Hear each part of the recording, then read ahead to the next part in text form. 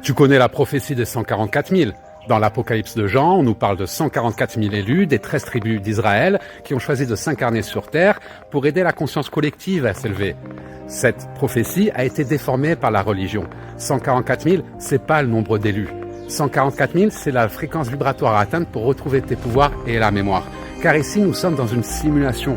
C'est une simulation que nous avons créée. Sous ta véritable forme, tu es un ange et tu te plonges à l'intérieur de ton âme. Ta réalité, tout ce que tu vois autour de toi, tu es à l'intérieur de ton âme et ce monde est un miroir, un reflet qui nous montre ce que l'on a à travailler.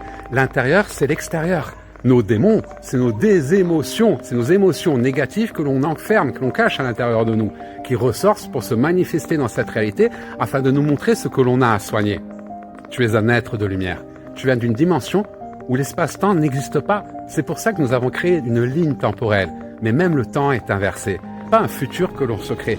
On se crée un passé pour pouvoir se changer dans le futur. En fait, Dieu, sur ta version de la Terre, c'est le toi du futur qui s'aide du passé. Parce qu'en se créant des aventures dans le passé, on se crée un passé. Ça nous permet de nous améliorer dans le futur puisque le temps n'existe pas. Dis-toi qu'ici, tu es à l'intérieur de ton âme et que tout est à l'envers. Donc si tu as traversé des épreuves difficiles juste avant la nouvelle lune, c'est Lucifer qui te montre les épreuves que tu as traversées pendant ce nouveau cycle lunaire.